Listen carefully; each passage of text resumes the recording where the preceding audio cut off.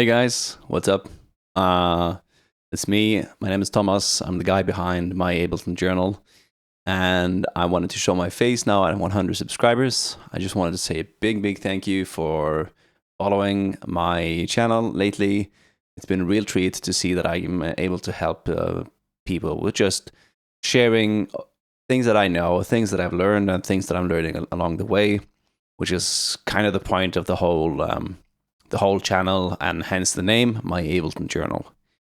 In today's video, I'm gonna do something simple here. I'm gonna run you through my the top 10 stock devices in Ableton that I tend to use all the time. And I'm gonna go a bit in depth and explain as to why I choose to use those stock devices over, say, more complex and expensive paid plugins. So that's it. Let's get right into it. All right. So the number one plugin that I use the most, or the number one stock Ableton device I use, is without a doubt EQ8. Simply put, I tend to gravitate towards this EQ device compared to more complex EQ plugins like from UAD or FabFilter or anything like that, mainly because it is super easy to use. I have it set up just with 4 standard EQ bands here, 2 shelves and 2 bell cuts. With this setup, it's super easy for me to just plop it onto any kind of track that I'm working on, make adjustments quickly. Bigger, and it also comes with this really nice built-in spectrogram, so I can easily see what's going. I can get a visual representation of what's going on in the frequencies instantly. Sometimes I even use it. I tend to prefer this one over the other one, the spectrograph thing that it also comes with Ableton, simply because here I can also EQ and make adjustments. One really nice thing about this is that if you want to adjust the cue points, you can, instead of going down to this knob right here, you can also press and hold Alt on Windows or Option on Mac. And then when you hold that and drag your mouse up and down, you'll get to adjust this point by itself. So it can be a really nice way to just dial in some quick EQ changes. I use this functionality a lot. What I also really like about EQ8 is the fact that it's light on the CPU, so I can have a bunch of instances without it really affecting my CPU at all. See, now we're at 16%, and if I delete them, nothing happens. So basically this EQ doesn't really affect my system at all. And it won't on yours either. It's also, it's easy to copy over to any kind of other channel if you have some similar sounding instruments, or you want something. Yeah, it's just a nice, easy little plugin. It's fast to use. You can get a quick, just via a quick glance, you can get an overview of what's going on in your channel. And yeah, that's basically why I prefer this over more advanced EQ plugins. Next up on this list comes probably the most boring little thing you can think of when it comes to creating music. But Utility is a really nice little device that I tend to use all the time in my projects. I think the main use that has one use I've had it for the longest time is just having a, like it says, it's a bass mono on my master channel before any of the processing that I'd like to do on my master. The reason for this is that, it simply sums your bass into mono. If I have it on, if I'm working with, say, recorded material, then I tend to want to use this for extracting either the left or the right channel, which you can easily do via this drop-down menu here. You press left, you get the left channel. Right, get the right one. Sometimes I also need to check the phasing of, say, if I have a lot of recorded material like this, and I fear that like it's lacking some power, or I can hear that there's something weird going on, some cancellation at certain notes when certain elements play together, then it might be worth it to check your phase or to try and invert your phase. The easiest way to do this in Ableton is just pressing this ÖL and ÖR. These are like basically phase buttons, so you can flip the left and the right phase. And then see.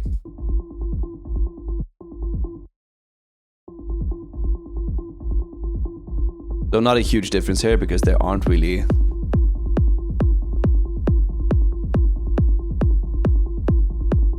I can't really hear any difference, but that's one way of using this utility device. The last thing I do a lot is also just use it as a simple gain controller.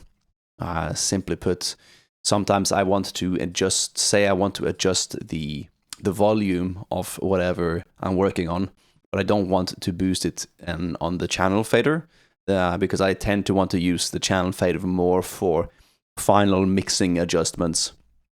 Whereas if I just want it louder, I could go into the clip and adjust the clip gain right here from 0 to all the way up to 24.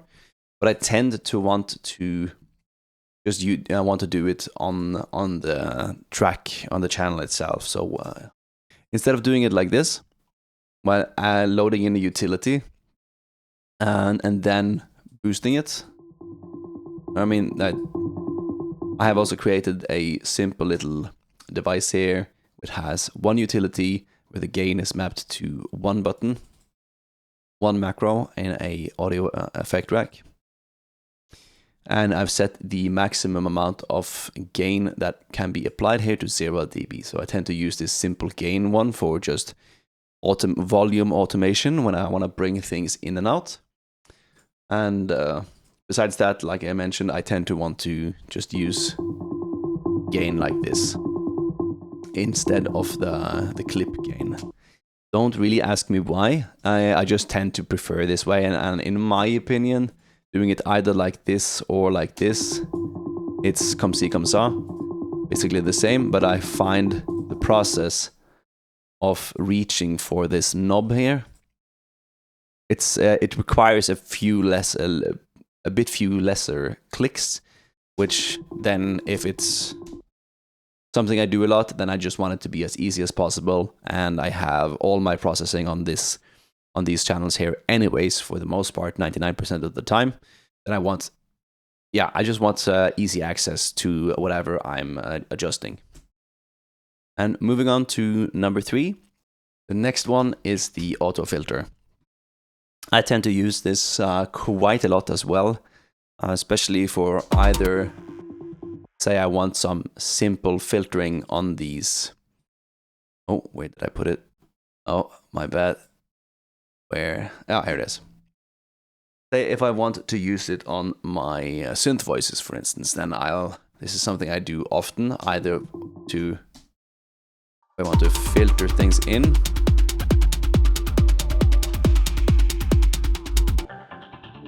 like this, or I just want some, like I want the filter to open and close just a tiny bit here, just to add some movements. I'll do that like this.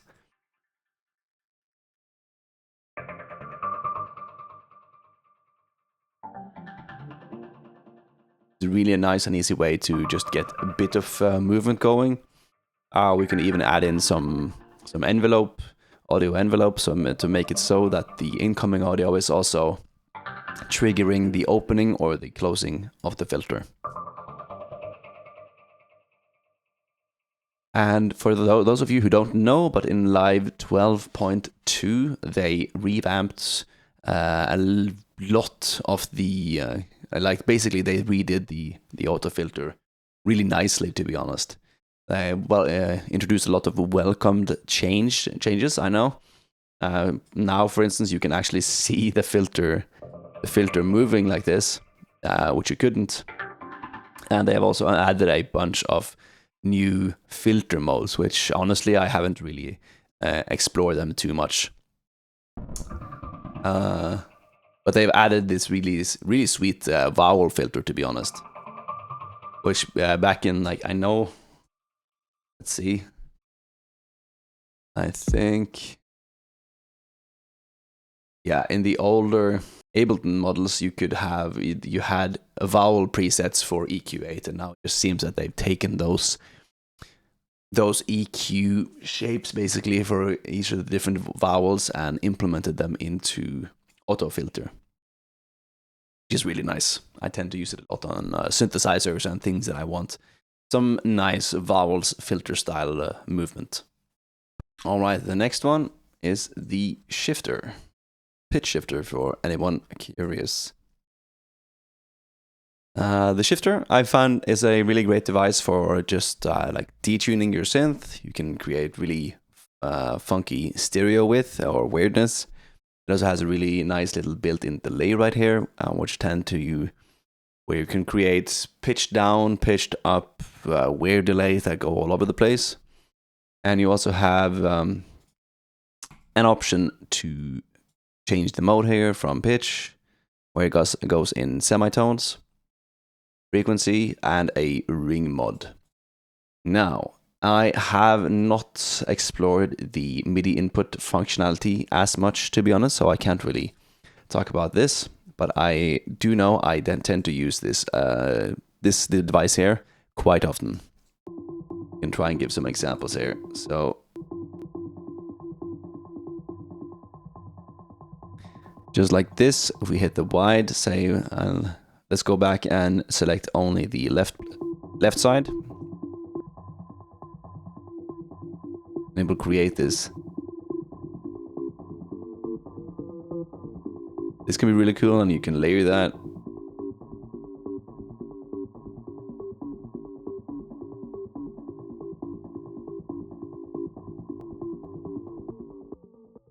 And then if we mess around with the delay,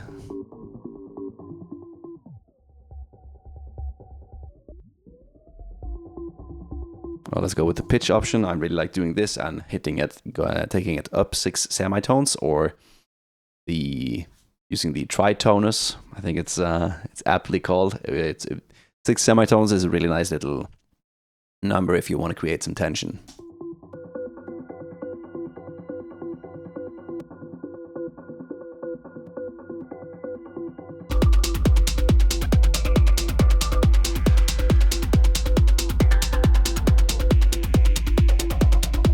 See?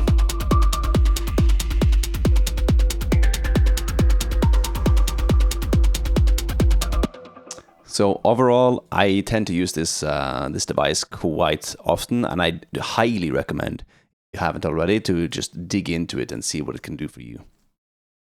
Next on the list comes the standardized Echo plugin. Again, this is from like on the outside, it might seem like a somewhat basic echo and delay effect, but once you start using it, you'll get to see that it can be it is quite powerful, and that's one of the reasons why I tend to want to use this over my other Echo plugins, like Echo Boy, for instance. I mean, Echo Boy is super nice, has tons of presets, sounds really good, lots of like different saturation models you can use here and all like that. But the Echo plugin, the main benefits as with basically all the other plugins as well, I feel like it's the fact that you easily get to see what's going on, and it's you don't need to open a plugin window for you to see what's happening. Let's go back here. We're still at the. So it is like, yeah, okay, it's an Echo plugin. It has a built-in reverb, which is also really nice. You can switch between stereo, ping pong, which goes from the left from the left to the right to the left channel, back and forth. And I learned recently that these white dots right here is a representation. This is a set 1/8 grid. So if we change this to 1/8, then we know like, oh, this is the white dots right here is a visual representation of what a 1/8 grid would be, no matter what delay settings how you adjust these delay settings. So that's really valuable for us to know, to be honest, because then we know that, oh, we're just around the 8th note, which is true. But if we turn off sync, for instance, then it can be trickier to like guesstimate or like guess what kind of delay time you're actually working with. So now I know that, okay, I'm doing something in between the 8th note, and then sometimes it hits. I'm like, okay, that could be cool, probably. Has a really nice little built-in filter where you can boost the resonance, for instance. Probably not the best example here.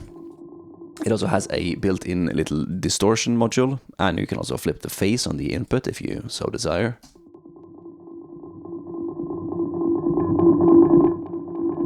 To get that more like crunchy screaming kind of. This can be really nice. If you want more like the guitar pedal distortion kind of thing. It also has a really cool little modulation section. And in here you can use this LFO here to adjust how like the delay time.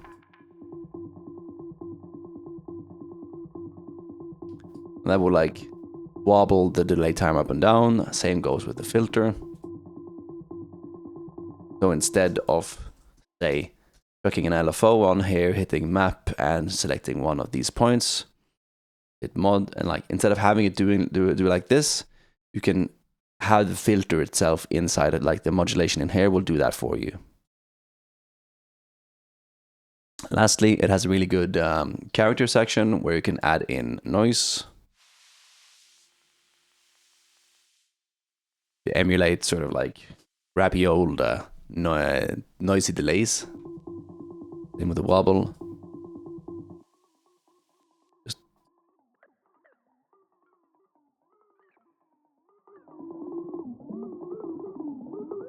You see, it can be crazy drunk effect, or